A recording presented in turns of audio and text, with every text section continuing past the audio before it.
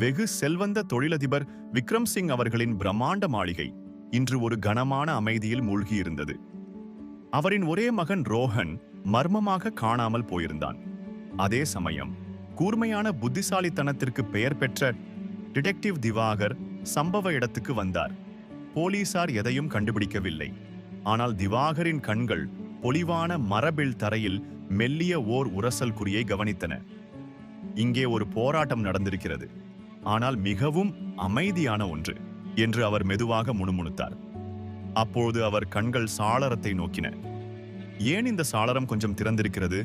இங்கு air conditioning இயங்கிக் கொண்டிருக்கிறது அல்லவா? தீவாகர் ஊழியர்களை ஒன்றன் பின் ஒன்றாக விசாரிக்கத் தொடங்கினார். முதலில் பட்லர் திரு சர்மா. அவர்தான் ரோஹனுக்கு போன முறை உணவு வழங்கியவர்.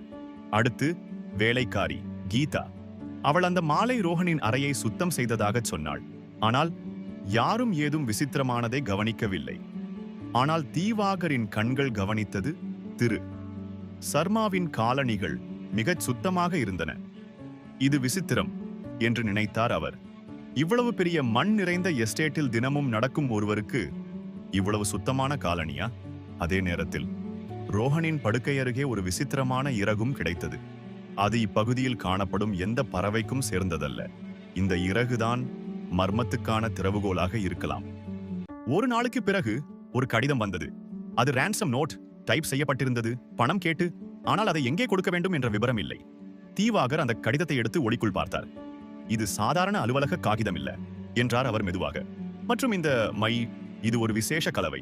யாரோ மிக புத்திசாலித்தனமாக நடிக்கிறார்கள், ஆனால் போதுமான புத்திசாலிகள் இல்லை. அவர் உடனே உணர்ந்தார், அந்த கடிதம் ஒரு திசை திருப்பல் மட்டுமே.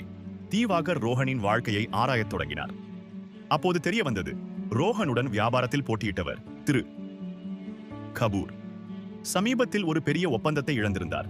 மற்றும் கோபமும் சூதாட்ட பழக்கமும் அவருக்கு தெரிந்தவைகள். தீவாகர் கபூரின் அலுவலகத்துக்கு சென்றார். கபூர் தன் குற்றமற்ற தன்மையை உறுதியாக சொன்னார். ஆனால் தீவாகரின் கூர்மையான கண்கள் கவனித்தது அந்த மேசையின் பக்கத்தில் இருந்த ஃப்ளவர் பாட்டில் ஒரு விசித்திரமான இறகு. அதே மாதிரியானது ரோஹனின் அறையில் கிடைத்தது போல. கபூர் அவசரமாக அதை ஒதுக்க முயன்றார். ஆனால் தீவாகரின் பார்வையில் இப்போது மர்மம் இன்னும் ஆழமானது. தீவாகர் மாளிகைக்கு திரும்பினார். அவரின் மனதில் ஒரு தியரி உருவாகி கொண்டிருந்தது. அவர் நேராக பட்லர் சர்மாவை எதிர்கொண்டார். உன் காலணிகள் இவ்வளவு சுத்தமாக இருக்க காரணம் என்ன? நேற்று இரவின் விபரங்களை மறைக்கிறாயா என்று தீவாகர் தன் கூர்மையான குரலில் கேட்டார். சர்மா தொடக்கத்தில் தடுமாறினார். ஆனால் தீவாகரின் கேள்விகள் எஃபகை போல கடினமானது. இறுதியில் சர்மா உடைந்து சொன்னார், அந்த இரவு சார், நான் ஒருவரை கண்டேன். தீவாகர் நிதானமாக கேட்டார், யார் அது? திருடனா? சர்மாவின் குரல் நடுங்கியது. இல்லை சார், அது யாரும் அல்ல. அது திருமதி சிங், ரோஹனின் சித்தி. அவள் ரோஹனின் அறையிலிருந்து வெளியே வந்தாள். அவளின் கையில் பெரிய ஒரு துகில் மடித்தபடி எடுத்துச் சென்றாள். நான் பயந்தேன் சார், வேலை போய்விடுமோ என்று. அதனால்தான் இதுவரை சொல்லவில்லை. தீவாகரின் பார்வை இப்போது தீவிரமானது. மறைந்திருக்கும் உண்மை வெளிச்சத்துக்கு தயாராகிறது என்றார் அவர் மெதுவாக. திவாகர் மிஸ்ஸஸ் சிங்கை நேராக எதிர்கொண்டார். அவள் முதலில் தற்காப்பாக நடந்து கொண்டாள். ஆனால் திவாகர் கூறினார், அந்த கடிதம், அது ஒரு நாடகம்தான். அந்த கடிதம் எழுதப்பட்ட காகிதம், தனிப்பட்ட மை அவளது மேசையில் மட்டுமே இருந்தது. பின்னர் அவர் இணைத்தார் அனைத்து குறிகளையும். அந்த மெல்லிய தடயமான சலனக்குறி, அது ஒரு கனமான துணி கயிறு நகர்த்திய தடயம். ஆனால் ஏன் அந்த துணி கயிறை நகர்த்த வேண்டும்? அது திவாகரின் மனதில் ஒரு கேள்வி எழுப்பியது. அவர் நினைத்தார், மிஸ்ஸஸ் சிங்கின் சூதாட்ட கடன்களின் வதந்தி, ரோஹன் குடும்பக் கணக்குகளை ஆய்வு செய்யப் போகிறான். அவள் அவனை கொல்ல விரும்பவில்லை, ஆனால் அவனை மறைக்க வேண்டியது அவசியம். அந்த அரிதான இறகை மீண்டும் நினைத்தார் திவாகர். அது ஒரு விசித்திரமான கிளியின் இறகு. அந்த வகை கிளிகள் பணக்கார சேகரிப்பாளர்கள் அல்லது மிகுந்த விலையுயர்ந்த விலங்கு கூடங்களில் மட்டுமே இருக்கும். அதே இறகை அவர் முன்பு மிஸ்டர் கபூர் அலுவலகத்திலும் பார்த்திருந்தார். அப்படியானால் கபூர் கடத்துபவன் இல்லை, திவாகர் யோசித்தார். ஆனால் அந்த மர்மத்தின் முக்கிய துருப்பு அவன்தான். விசாரணையில் தெரிந்தது, கபூரின் சொந்த சகோதரன் நகரின் வெளிப்புறத்தில் ஒரு தனியார் விலங்கு கூடம் வைத்திருந்தான். மூடி வைக்கப்பட்ட உண்மை, இப்போது வெளிச்சம் பார்க்கப் போகிறது. தீவாகர் அதிரடியாக கபூர் மைத்துனனின் தனிப்பட்ட விலங்கு காட்சியகத்திற்கு சென்றார். அங்கு பல்வேறு பறவைகள் கூண்டுகளை கவனித்துக் கொண்டிருந்த போது ஒரு பகுதி புதிதாக புதுப்பிக்கப்பட்டதும் அதிக பாதுகாப்புடன் மூடப்பட்டிருந்ததும் அவரது கவனத்தை ஈர்த்தது. அங்கு பணியாற்றிய விலங்குகள் பராமரிப்பாளர் தீவாகரின் கூர்மையான பார்வைக்கு நடுங்கினார்.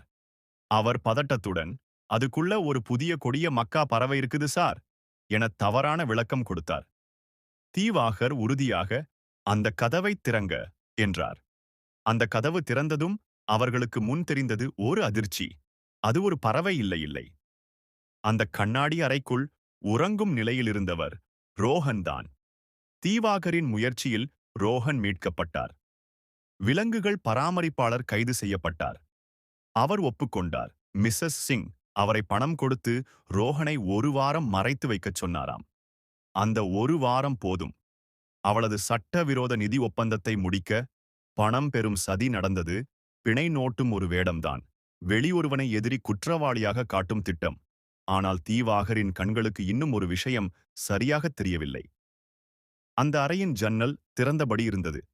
ரோஹனின் அறை முதல் மாடியில்தான். அப்படியானால் அந்த ஜன்னல் வழி யார் வந்தது, யார் போனது?